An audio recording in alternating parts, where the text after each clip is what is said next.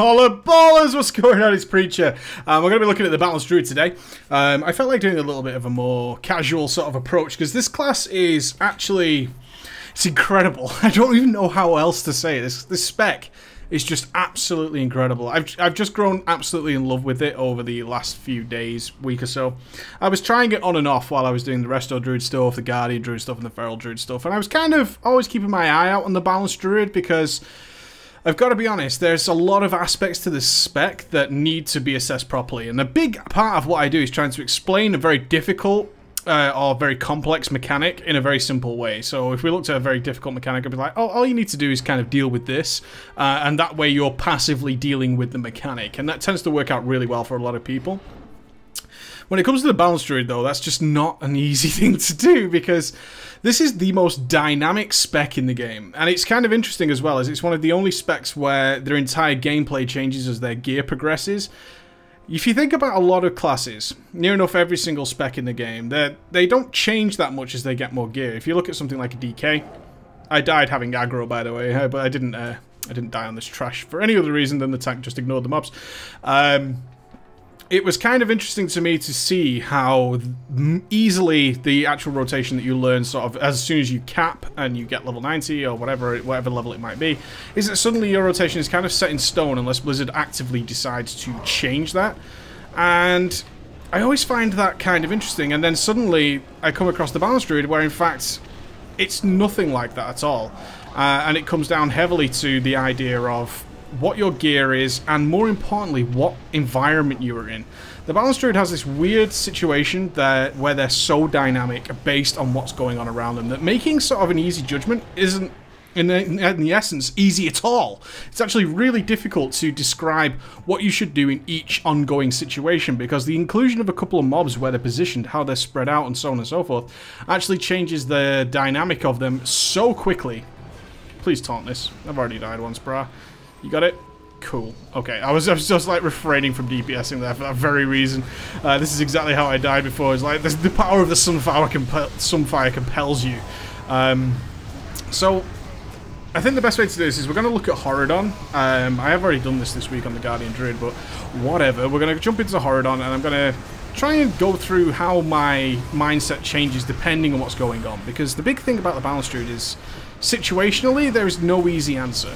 I wish there was, but there isn't. And any of the big Balanced Druids out there who I've spoke to will also say, yeah, there is just no way we can write in a guide how you play a Balanced Druid, because it changes second to second. As such, this is one of the specs that I highly recommend that near enough every single one of you try. And I genuinely mean that. You have to try it to understand what's going on with this thing. As I said, the better gear you have, the actual ease... Please taunt this.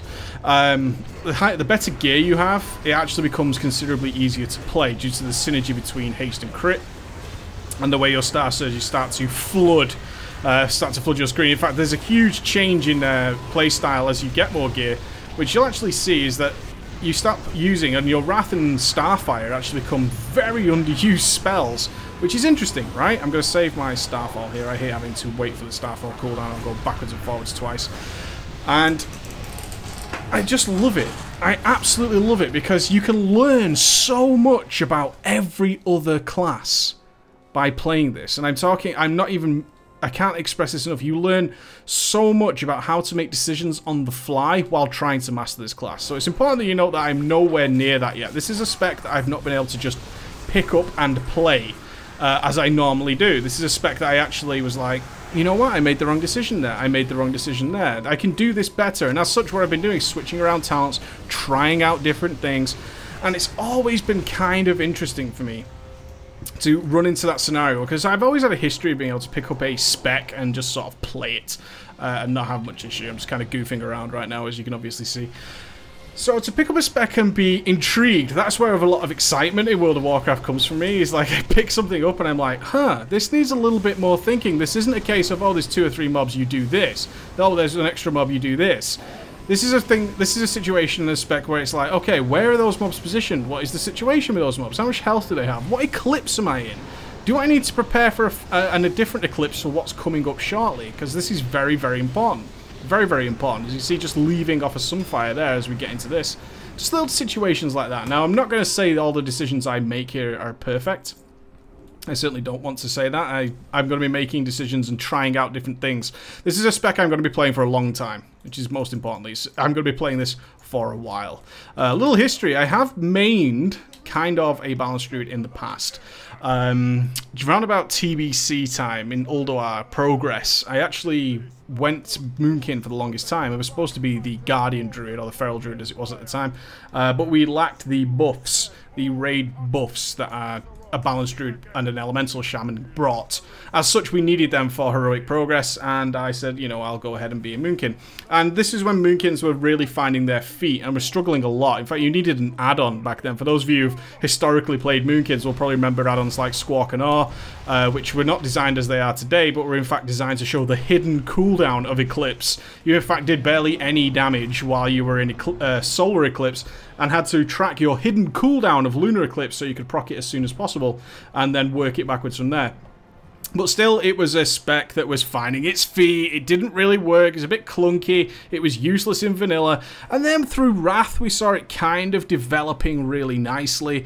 In Ulduar, it was okay. It was okay. And then Kata really saw the Moonkins come into their own. And then we saw things like Ragnaros, where they were bringing lots of Moonkins. We saw, I think, Paragon brought 5 Moonkins or something crazy like that.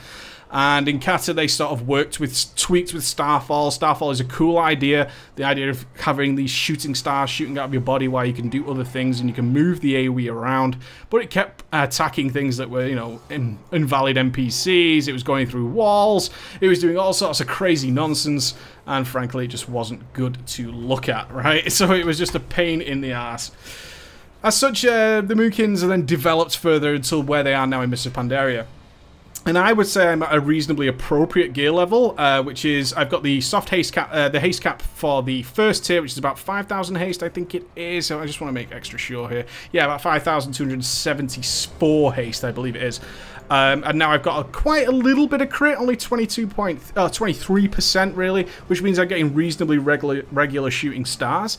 For those of you just watching for gameplay, you will know I'm using a stop casting macro for my shooting stars. I don't recommend it unless you are 100% confident you know how to use a stop casting macro spell and the dangers of having that button lie on your bars. Okay, so we're going to go ahead and do a pretty standard pull. I'm going to go with the standard pull for now, which is going to be Starfall, Wrath, and then into Luna straight away, just to get that extra Starfall in for the opening pull, which I think is going to be pretty damn sweet. What I'm going to be talking about mainly is just the changes in situation, the changes in the environment and how I'm going to be developing things. The switch that we saw at the end of Kata, which was where our dots were super powerful. We looked at Sinestra, where Moonkins were pulling off astronomical DPS, and basically they were just spamming constantly dots, and it worked out incredibly well for them to do that, and it really did end well for them. And then Blizzard was all, yeah, we don't really like the idea that you're just spamming dots and pulling off what we consider to be absolutely ridiculous levels of DPS, which I can totally understand actually from Blizzard's point of view. And so we went on to this change. The door's opened and we're not moving the guys over there, so I'm going to try and find a reasonable position here. I don't want to be too far away from Hori. I'm going to give him the old double dot treatment there. I'm going to move over here. So you can see I'm moving into this situation now where I'm going to be double dotting these. And that's because I'm trying to get to my Eclipse. So I'm going to get to my Eclipse first. And now I'm just going to be throwing out the Solars. And I'm going to be using my Shooting Stars to swap Eclipses. I want to be swapping Eclipses on a regular basis. Starfall's going to be very cool. I'm also going to drop my most powerful Eclipse dot on that target. Now the big thing is with the Moonkin is you're actually abusing the fact that dots are really just Star Surge feeders. That's all they are. So I'm going to throw out a couple of dots on these. I'm going to see if I can switch the Eclipse rather quickly. Use the Star Surge over there. And there we go. We can get this up. Throw out a couple of dots. I'm going to get the Moonfire on that target. Now, I'm not saying this is actually correct. This is just my line of thinking. I've got a lot of spread out ads. I want a lot of Star Surges wherever possible. But these dots aren't going to last a great deal of time on these unless I get stunned, because we're tanking them in the most absurd manner ever. Always classic when I come in to do something like this is that I get absolutely bogged down in crapness, but there you go. I'm still in Luna though, so I'm going to go ahead and respread these out. I don't have the luxury of having Nature's Grace up, which is a bit of a sucker. But we're okay, we'll survive and get a couple of Star Surges off. I'm not that bothered about this guy, so yeah, we're going to switch over to this guy. So I would like to have not been stunned there, because obviously I'd like to have prepared my Solar Eclipse. In fact, I would have liked to have prepared my Lunar Eclipse for the cracked shell debuff, but that's not going to happen, obviously.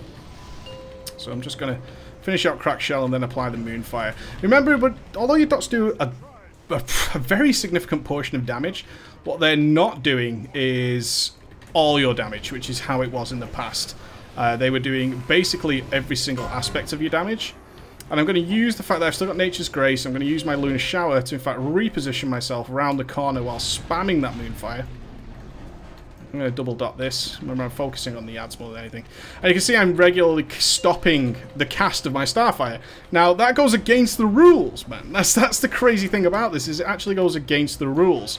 The rules are you never stop casting under any circumstances, but the fact of the matter is, Star Surge is just such an overwhelming ability once you start getting to around about this kind of gear level, that it's very, very important, in fact, to take advantage of that and use them not as a damage source particularly. I'm using them more as an idea towards generating enough Star Surges like this so I can be very turretous like this. You see Star Surge after Star Surge. Very, very cool when it happens. And that is my main thinking on this, is I actually save so much, and this is where you'll see if you check some World of Logs, which I always recommend you guys do, is to check out some World of Logs to get an idea of what's going on. I'm going to pop a cooldown soon, so let's get that Starfall going. Work on this Venom. Still got 1 second of Nature's Grace left. Going to give it to you. I'm going to give you a double dot because I'm about to pop cooldowns. We're about to get a cracked shell. And that means I don't have to worry too much about my Eclipse. I can just Star Surge the shit out of these. And I'm basically turning myself into a little turret here. So I'm going to pop my cooldowns now. There we go. That's exactly what I wanted to see. Get my Starfall going. And that's the planning. That's the situation. I have to plan exactly what's going on in order to take full advantage of what is happening here. And then get the big bonuses out of there. So we're going to move over there. Refresh those dots just before that Celestial Alignment wears off. I noticed I haven't put up my Symbiosis, which is a little bit disappointing on me. Now again, every single situation is... Oh, I'm in the wrong Eclipse, aren't I? Tut, tut, tut me. I'm going to take this on the chin like a boss. Just because I can. It's not going to hurt me. It's not going to kill me, so that's fine. So I want to proc this Luna. I'm going to use the Starfall and the Instant Casts to get running. It's the right position. And then start working on the ads as I should be. I want to make sure we focus a lot on the ads. I know a lot of people like to do some cheesing on here. I'm going to refresh the Moonfire on there just before the Nature's Grace wears. And I'm going to position myself here. This is a nice little position. And again, with this many ads and this much spreading, double dotting may yield a DPS increase for me, but what I found in actual practice is when I'm dealing with a lot of ads that die relatively quickly, just putting my main dot on there is actually the big winner for me. And that's, again, it's a decision that I'm making on the fly. Got into Solar, get the Solars out there, stick one on Horadon, keep that ticking. That one's going to get the full duration. I'm going to use my Star Surge over there. I'm going to give him a little one. And it's that mentality to get out of, which is, hey, you know, these dots aren't my damage source. What they actually are, give that a nice little Solar Beam. What these are is, in fact, wonderful Star Surge generators. Which means overdotting can actually be a DPS decrease, because these dots are going to be running out and I won't have swapped my Eclipse quick enough. And I've missed out on maybe a Starfall. I've missed out on many other things. And this is what excites me about this class. And it excites me because I want you to try it and sort of see what I'm seeing. And you can see I got to save my Starfall there for that cracked shell. And that's what's positioning and setting up that Eclipse to make sure I get the bonus out of the big bonus damage on the boss. Again, using that stop casting just to make sure I get in under there. So I've got a Frozen Bolt under me. I'm kind of okay with that for now, actually. Abusing the skills in LFR. Not the best way to play, but it works for me. I'm fine with it. I have no big deals with you being a little bit extra cheesy inside the LFR. I really don't give a shit at this point. I'm just really trying to... I'm just too excited to play this class, and I'm going to abuse it a little bit, as always. Again, this scenario is a big one, when your dots are about to run out, and you have that weird, kind of awkward decision to make, which is... Do I refresh my dots now, or is it worth me just getting in those extra casts? And for me, nearly always, I'm just going to use the movement there away from that Frozen Orb while still under effects of Nature's Grace to make sure I can get out of there and still keep these dots ticking. Now, I'm waiting up for this, so I'm actually going to switch to Solar. And I'm going to help out over here, because this is going to end up really messy real quick. I mean, Horadon's at 30%, so we need to do some work over here, I think. I've got a cooldown coming. And now I'm thinking to myself, what is the best way to use this? I'm not entirely sure. I'm going to try and drag these ads. Okay, so we've already got this one. So now this is cooldown time. In fact, I'm probably going to die here. I can't imagine these tanks are going to pick these up quick enough. Luckily, that Warlock Now, I've got the double dot ability here, so very, very quickly... I'm going to die. Yeah. Very, very quickly, with the double dot ability, I can actually put out so much damage where those dots are doing damage. You can see the 230Ks, 260Ks. And in those scenarios, again, my situation has changed, which makes it totally awesome, because I'm under the effects of these cooldowns. I'm doing double the amount of damage with the same amount of casts, which is always completely vital. And I know you guys are thinking right now, this looks like a classic Horadon for everybody. Yeah. Pretty standard, right? Pretty standard. I go through the same thing as you. I'm not a guaranteed win whenever we get in here. This class is spectacular. Is the only way I can say it. It's absolutely spectacular, especially in the early gear. It actually becomes much easier when you have higher levels of crit, generating more star surges later on, and your Eclipse are swapping much more regularly and in a much more timely fashion that's actually reliable. And I would just like to say, please go and try it, because you're going to learn so much about other classes. And later, if you get good with a Moonkin, which I'm trying to do, I've still got a long way to go, and I'm going to be putting effort into this, you're going to find things like any other caster currently in the game, very, very easy on their decision-making process. And the same with the melee, and the same with healers, because you're becoming so much more environmentally aware, because you have to plan for things like your eclipses and your cooldowns and what dots you're using and whether or not you should be double dotting, single dotting, and all that kind of stuff. I've shown a few examples there of how the dynamic environment changes my methodology while I'm playing. I hope that helps. I just really want you guys to try this thing out because it's so fun. Alright guys, I'll probably leave this raid. I'll see you later guys, bye.